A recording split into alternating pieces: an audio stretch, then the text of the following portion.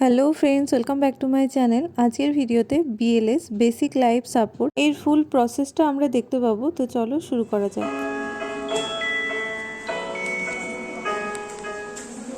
नमस्कार। एम्स भोपाल द्वारा आयोजित बेसिक लाइफ सपोर्ट प्रशिक्षण में आपका स्वागत है। इस वीडियो में आपको बीएलएस की प्रक्रिया दिखाई जाएगी। वीडियो को ध्यानपूर्वक देखने के पश्चात आप सीपीआर मतलब कार्डियो पल्मोनरी रिससिटेशन के क्रम को जानेंगे। बेसिक लाइफ सपोर्ट की आवश्यकता कहीं भी कभी भी पड़ सकती है। कोई भी व्यक्ति अगर बेहोश तथा सांस नहीं ले रहा तथा पल्स भी नहीं है तो उस व्यक्ति को सीपीआर की जरूरत है तथा अच्छा सीपीआर उसकी जान बचा सकता है।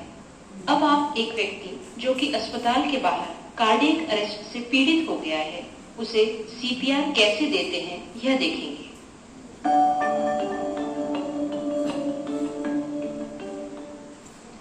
सबसे पहले मरीज का रिस्पॉन्स और सांस की जांच कीजिए। मरीज के कंधे छाती को दबाकर पुकारें, क्या आप ठीक हैं? इसी के साथ देखें कि क्या मरीज की सांस चल रही है। यदि मरीज प्रतिक्रिया नहीं दे रहा अथवा सांस ठीक से नहीं चल रही है तो इमरजेंसी रिस्पॉन्स सिस्टम तथा 108 को एक्टिवेट करें। उन्हें ऑटोमेटेड एक्सटर्नल डिफिब्रिलेटर यानी कि एईडी भी लाने के लिए कहें। इसके तुरंत बाद मरीज की कैरोटिड आर्टरी की पल्स चेक कर लें। पल्स चेक करने में कम से कम 5 सेकंड तथा ज्यादा से ज्यादा 10 सेकंड से अधिक समय ना लें। कैरोटिड आर्टरी पर नब्ज का पता लगाने के लिए 2 या 3 उंगलियों से पहले ट्रेकिया का पता करें और फिर धीरे धीरे उंगलियों को एक तरफ खिसकाते हुए स्टर्नोक्लीडोमास्टोइड मसल के ग्रूव में लाएं। अगर कैरोटिड पल्स नहीं मिल रही है तो तुरंत सीपीआर शुरू करें। सीपीआर के 3 स्टेप्स सी ए बी क्रम में करने हैं। सी का मतलब चेस्ट कंप्रेशन, ए यानी एयरवे और बी यानी ब्रीदिंग। चेस्ट कंप्रेशन देने की जगह निश्चित कर लें। यह जगह 2 निप्पल को जोड़ने वाली लाइन पर स्टर्नम के ऊपरी 2/3 तथा निचले 1/3 हिस्से के पॉइंट पर होती है। चेस्ट कंप्रेशन देने के लिए खुद के हथेली का निचला हिस्सा यानी कि हील ऑफ द पाम का इस्तेमाल करते हैं और दूसरी हथेली इसके ऊपर रखी जाती है।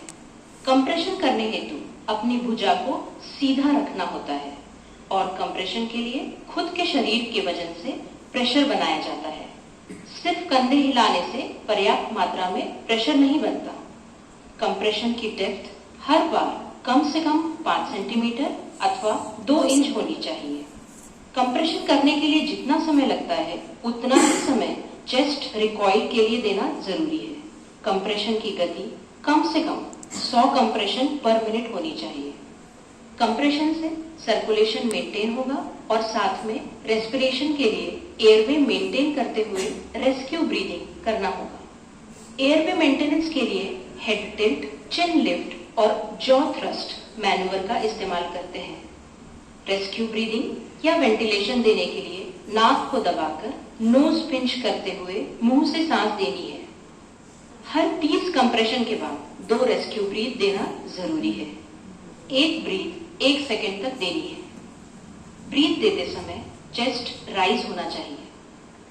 सीपीआर में कंप्रेशन और रेस्क्यू ब्रीथ की गति बहुत ही अहम है, इसलिए हम 30:2 के अनुपात में कंप्रेशन और रेस्क्यू ब्रीथ देंगे।